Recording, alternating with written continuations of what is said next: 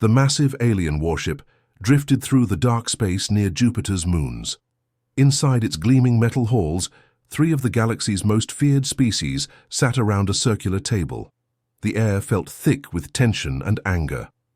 Commander Dra'kari looked at the holographic reports floating above the table. His green-scaled skin rippled with frustration. The Krillian Empire had ruled through biological warfare for thousands of years. They could create diseases that destroyed entire planets in days, but now something impossible was happening. 17 scout ships, he hissed through sharp teeth. Gone, just gone. General Vexthor slammed his massive fist on the table. The Drachmor warrior stood nearly 3 meters tall, his body covered in natural armor that could stop plasma blasts. His people had conquered 100 worlds through pure military might. Nothing should be able to challenge them. The survivors keep talking about these humans, he growled. They say our weapons don't work properly against them. That's impossible. The key. Third figure at the table remained calm. High-tech advisor Zilmoth of the Zephyrin Collective examined data streams with 6 mechanical eyes. Her people had achieved technological perfection. Their computers could process information faster than most species could think. The data is disturbing, she said in a metallic voice.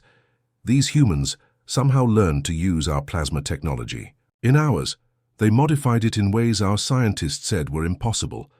Dra'kari laughed coldly. A primitive species from some backwater system? They probably just got lucky. But the reports kept coming. Human ships appeared where they shouldn't. Human weapons worked when they should have failed. Human tactics made no sense according to galactic military doctrine, yet they worked perfectly. On Earth, millions of kilometers away, Captain Lee Hyun stood on the bridge of the UES Defiance. Through the main view screen, he watched the massive alien fleet approaching. 67 heavy cruisers, 12 dreadnoughts, and something that looked like it could crack planets. "Sir, they're demanding our surrender," reported Lieutenant Kim Mina from her station. She looked young, barely 25, but her eyes held the calm focus of someone who had studied every battle in human history. Hyun smiled. He was 42, a veteran of the corporate wars and the Lunar Rebellion. Like every human military officer, he had spent years studying warfare from every angle. Sun Tzu, Alexander, Napoleon, Rommel, and 1,000 others had taught him that victory came to those who adapted fastest. "Signal the fleet," he said quietly. "Operation Adaptive Strike is active." Around Earth, human ships powered up their engines. They were smaller than the alien vessels, built with salvaged technology and human engineering. But each ship carried something the aliens had never encountered. Crews that treated every problem as a puzzle to solve. The alien fleet moved into attack formation. They had done this countless times before. A show of overwhelming force, demands for surrender, then conquest or destruction. It always worked. This time, it didn't. The humans scattered like leaves in the wind. Their ships moved in patterns that made no tactical sense. They should have grouped together for a defensive stand. They should have tried to protect their homeworld. Instead, they spread out across the solar system in seemingly random directions. "What are they doing?" Vexthor demanded as he watched. "The human fleet's movements." The answer came quickly. The scattered human ships weren't running. They were positioning themselves for something the aliens had never seen before, a coordinated attack from every possible angle simultaneously. When the strike came, it was like nothing in galactic military history. Human ships used Krillian bioweapons they had reverse-engineered from captured samples. They fired Zephyrin energy blasts, modified with human engineering. They employed Drachmor kinetic strikes, combined with tactics no alien species had ever imagined. The aliens found themselves fighting an enemy that seemed to know their weaknesses better than they knew themselves. Every time they adapted their shields, the humans switched to different weapons. Every time they changed formations, the humans were already moving to counter them. Captain Choi Hanna led the strike wing that broke through the Krillian bioship formations. Her pilots flew ships that shouldn't have been able to penetrate the alien defenses, but they had studied the bioships' patterns, learned their regeneration cycles, and attacked at the exact moments when the organic armor was weakest. "This is impossible," Dra'kari screamed as his flagship shuddered under human fire. His biological armor was adapting to the plasma strikes, just as it should. but the humans had already switched to kinetic weapons. Then sonic disruptors. Then something that looked like modified mining lasers. They fought like water, flowing around every obstacle, finding every crack, exploiting every weakness. Research specialist Oh Seung watched from the human command station as alien ships fell, one by one. Around him, human scientists analyzed every piece of data from the battle. They were already designing improvements to their weapons, planning better tactics, learning from every mistake. The alien retreat came too late. Half their fleet was destroyed or disabled. Worse yet, the humans had captured several intact ships, along with their crews. As the surviving alien forces limped back toward the galactic core, they carried with them a terrifying truth. They had encountered a species that learned faster than anyone thought possible. The galaxy's apex predators had just met something they had never faced before. A species that became stronger with every battle. Admiral Zhou floated in the zero-gravity command center orbiting Mars. Through the massive transparent walls, he could see the red planet below and the stars beyond. But his attention focused on the holographic display showing the approaching alien armada. They were coming back with 3 times as many ships. "They're angry," said Commander Yang Su-jin from her station. She was analyzing the alien fleet formations. "Look at their positioning. They're not here to negotiate." Zhou nodded. The first battle had taught both sides important lessons.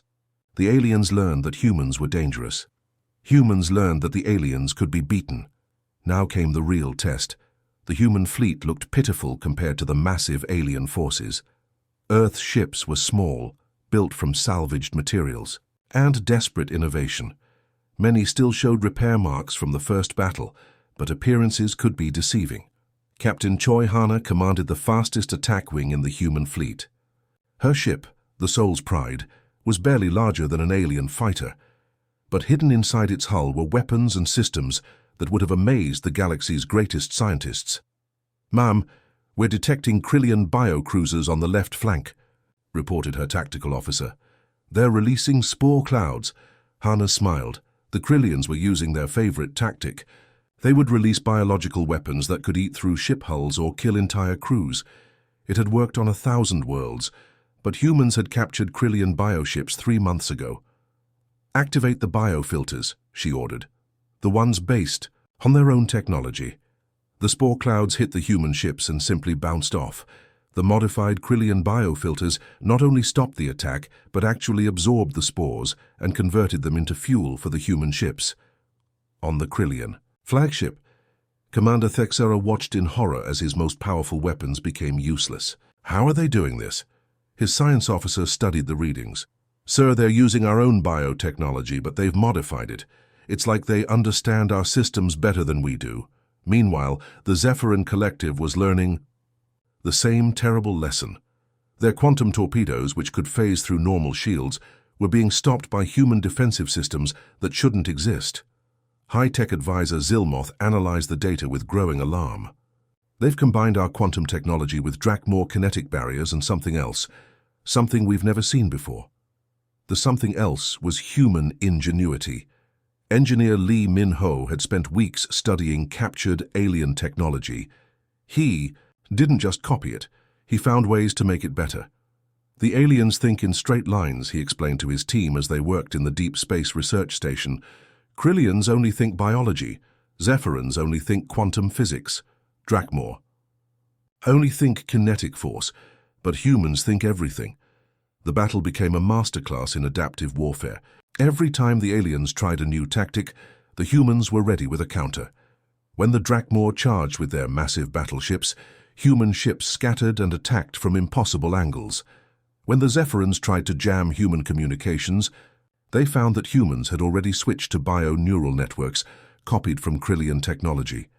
But the most terrifying moment came when the aliens realized what humans were doing in real time. They weren't just fighting with pre-planned strategies. They were learning and adapting during the battle itself.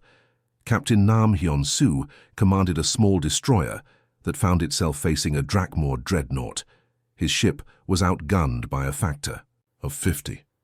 According to every military manual in the galaxy, he should have retreated or died. Instead, he did something unprecedented. He analyzed the dreadnought's firing patterns for 30 seconds, then flew his ship directly into the alien vessel's blind spot. The massive ship couldn't turn fast enough to track him. Nam's weapons, modified with technology from all three alien species, cut through the dreadnought's armor like it was paper. "Impossible!" General Vexthor roared as he watched his most powerful ship fall to something that should have been an easy target. No species adapts that quickly, but humans did. On every human ship, crews were analyzing alien tactics, sharing information instantly, and modifying their strategies within minutes. What took other species years of study, humans accomplished in hours. Dr. Kang Su-yon watched from the human medical ship as wounded soldiers arrived from the battle. Even here, humans were learning. They studied alien biology from captured prisoners, developed new medical techniques, and found ways to heal faster than should be possible. "Their cellular regeneration is fascinating," she told her team as they examined a wounded Krillian. "If we combine their biohealing with Zephyrin nanotechnology..."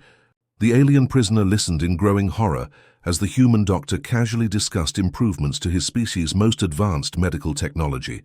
As the battle raged on, it became clear that something fundamental had changed in the galaxy. The three species that had dominated through specialization were losing to a species that specialized in everything. The turning point came when Admiral Park Ji-ho made a decision that shocked both sides. Instead of destroying the retreating alien ships, he captured them, not for prisoners or salvage, but for study. "Let them go," he ordered, as human ships surrounded the damaged alien vessels. "But keep their technology." The surviving aliens limped away, but they left behind something more valuable than ships or weapons. They left behind knowledge. And humans had already proven they could turn any knowledge into a weapon. The galaxy's apex predators had just learned they were no longer at the top of the food chain. Dr. Velthar's research station hung in the darkness between stars, hidden from both human and alien patrols. The Krillian scientist believed he had found the key to defeating humanity. If he could understand how humans adapted so quickly, he could create weapons to stop them. The captured humans sat in specially designed cells, each one monitored by dozens of sensors. Velthar had chosen his subjects carefully: military officers, engineers, scientists, and civilians. He wanted to study every type of human brain. Major Kang Daeho sat perfectly still in cell block 3. The Krillian restraints were designed to hold creatures 10 times stronger than humans. Bio-neural cables connected to his skull, feeding information directly to Velthar's computers. The alien scientist was trying to map human thought patterns. "Fascinating," Velthar muttered as he studied the readings. "Their neural pathways are constantly changing. It's like their brains are rebuilding themselves." What Velthar didn't realize was that Daeho was using the neural connection to study the station's computer systems. Every probe that entered his mind gave him access to more alien data. While the scientist thought he was learning about humans, the human was learning about Krillian technology. In cell block 7, engineer Yun Sora listened carefully to the guard conversations. The Zephyrin sentries spoke in their native language, believing no human could understand them. They were wrong. Sora's brain was processing their speech patterns, finding similarities to human languages, building a translation matrix in real time. "Guard shift changes every 6 hours, she whispered to herself in perfect Zephyrin. "Security codes rotate every 12 hours. Emergency lockdown protocol requires 3 separate authorizations." The aliens had made their first mistake. They assumed human intelligence worked like their own. Krillians thought in biological terms. Zephyrins processed information digitally. Dra'kari planned everything through military hierarchy. But humans thought in ways that combined all these approaches and more. Dr. Velthar began his first major experiment on day 4. He injected Daeho with a Krillian biotoxin that should have killed him in minutes. Instead, something incredible happened. The human's immune system began adapting to the poison faster than Velthar thought possible. "His white blood cell count is increasing by 400%, reported his assistant. "His liver is producing new enzymes we've never seen before. Sir, he's becoming immune to our most powerful toxin." Velthar was amazed, but he was also making a fatal error. He was so focused on studying human adaptation that he didn't notice Zhou was studying him right back. The human was learning how Krillian biotechnology worked, how their computers processed information, how their security systems operated. In the observation room, Zephyrin technician Killmoth monitored the human prisoners through quantum sensors. She noticed something disturbing. The humans were communicating with each other despite being in separate cells. "Sir," she reported to the station commander, "the humans are somehow sharing information. We cannot detect how they are doing it." The humans had discovered that the station's bio-neural network, designed to monitor them, could also carry information between cells. They were using the aliens' own technology to coordinate their actions. By day 6, the research station had become something Velthar never intended. It had become a school where humans learned everything about their captors. Engineer Sora had figured out how to reprogram Krillian biotechnology. Medical Officer Park Jin-woo had learned to modify Zephyrin quantum systems. Pilot Choi Min-jung had studied Dra'kari security protocols until she knew them better than the guards. The breakout began at exactly 0300 station time. It started when Zhou used his understanding of the neural network to send a massive feedback pulse through the system. Every monitoring device connected to a human prisoner overloaded simultaneously. Emergency lights flashed red throughout the station as the aliens realized their worst nightmare was coming true. The humans weren't just escaping, they were taking. Control.Sora had reprogrammed the biotoxin systems to target Krillian DNA instead of human cells. The station's own weapons turned against their creators. Guards who had felt perfectly safe behind biobarriers suddenly found themselves trapped by their own defenses. In the command center, Station Commander Thulvex watched in horror as human prisoners appeared on security monitors throughout his facility. They moved with purpose, using stolen access codes and modified alien technology. "How are they doing this?" he demanded. "They've been here less than a week." His science officer checked the data logs with trembling hands. "Sir, they've been learning. Our system's faster than we could monitor them. Every test we ran on them, they were running tests on us. The humans didn't just escape from their cells, they converted the entire research station into their weapon. Krillian biosystems that had been designed to study human adaptation were reprogrammed to enhance human abilities. Zephyrin quantum computers that should have been analyzing human thought patterns were now running human-designed programs." Dr. Park Jin-woo found Velthar cowering in his laboratory, surrounded by research data about human capabilities. The irony was perfect. The alien scientist who had wanted to understand human adaptation was now experiencing it firsthand. "You wanted to study us," Park said calmly in perfect Krillian. "Congratulations, you've created the perfect learning environment." When the rescue ships arrived 3 days later, they found the station's alien crew locked in the same cells that had once held human prisoners. The humans had already transmitted all the station's research data back to Earth, along with complete technical specifications for Krillian, Zephyrin, and Dra'kari technology. The galaxy's most advanced research facility had become humanity's greatest classroom. The Zephyrin technological hub at Nexus Prime floated in space like a crystal fortress. Its quantum barriers shimmered with energy that could repel any known weapon. The artificial intelligence that protected it processed threats faster than most species could think. For 3,000 years, no enemy had ever breached its defenses. Captain Huang Jinwu and his team changed that in less than 6 hours. They didn't attack the barriers or fight the AI. Instead, they did something the Zephyrins never expected. They talked to the defense system like it was a friend. "Identification confirmed," Jinwu said calmly as his team approached the station. "Technical inspection team reporting for scheduled maintenance." The AI scanned their approach vector and cross-referenced their authorization codes.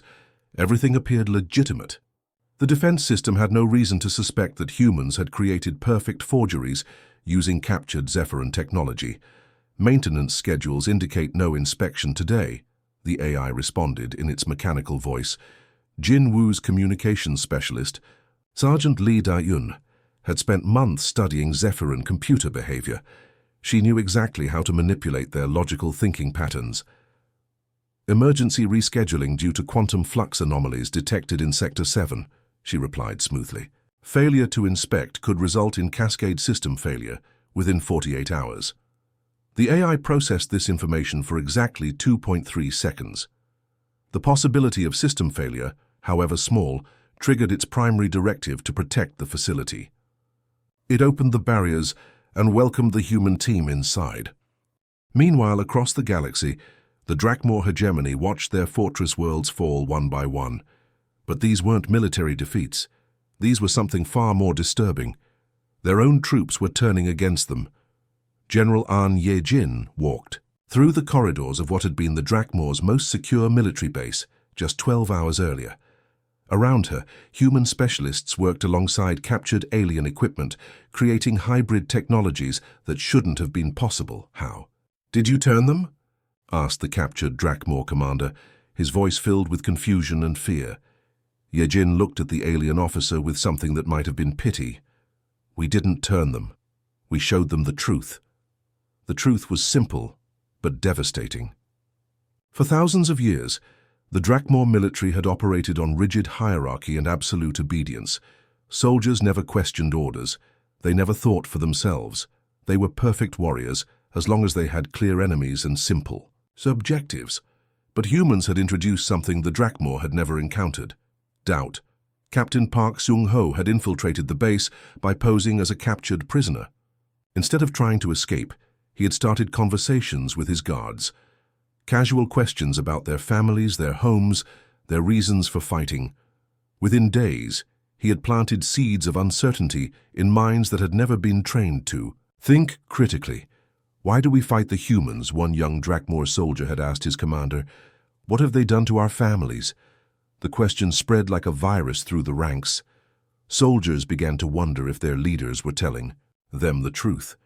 They began to question orders that sent them to die in battles they didn't understand. When the human strike team finally revealed itself, half the base was already ready to surrender. Back at Nexus Prime, Jin Woo's team had reached the central computer core.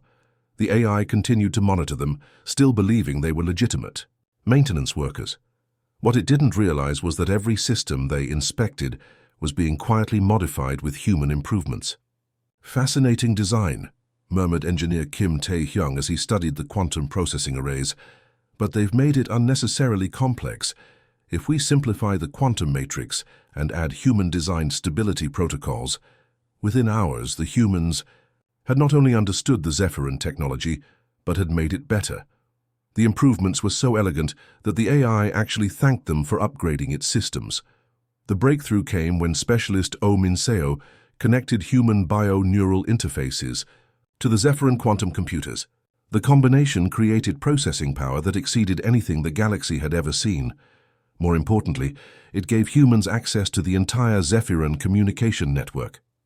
"We're in," Oh reported quietly. "Every Zephyrin facility, every ship, every research station. We can see everything they're doing." But the humans didn't use this access to attack or destroy. Instead, they did something the aliens found far more disturbing. They began to improve Zephyrin technology and share the improvements freely. Across Zephyrin space, computer systems began receiving upgrades that made them faster, more efficient, and more reliable. Scientists found solutions to problems they had been working on for decades. Engineers discovered new techniques that revolutionized their designs. The Zephyrins faced a terrible choice. They could reject the improvements and remain inferior, or accept them, and admit that humans were better at using Zephyrin technology than the Zephyrins themselves. Dr. Shin Hye-jin coordinated the operation from the human command ship orbiting outside Nexus Prime. She watched as reports came in from across the galaxy. Krillian bioweapons had been turned into medical miracles. Dra'kari military bases had become research facilities. Zephyrin technological hubs had become schools where humans and aliens worked together. "They're not trying to conquer us," she realized as she studied the patterns. "They're trying to make us better." The galaxy's three dominant species found themselves in an impossible situation. The humans weren't their enemies. They were their teachers. And the lessons they were learning would change everything. The age of specialization was ending. The age of adaptation had begun. The ruins of the Galactic Council chambers still smoked from the brief decisive battle that had ended 3 millennia of alien dominance. Ambassador Shin Yunbi walked through the debris, her footsteps echoing in spaces where the galaxy's most feared species had once dictated terms to lesser civilizations. The surviving members of the Krillian Empire, Zephyrin Collective, and Dra'kari. Hegemony sat in what had once been the spectator galleries. Their roles had reversed completely. They were now the ones seeking audience with a superior power. "You wanted to study us," Ambassador Shin addressed them calmly. "You captured our people, tested our limits, tried to break our spirits. In doing so, you taught us everything we needed to know about you."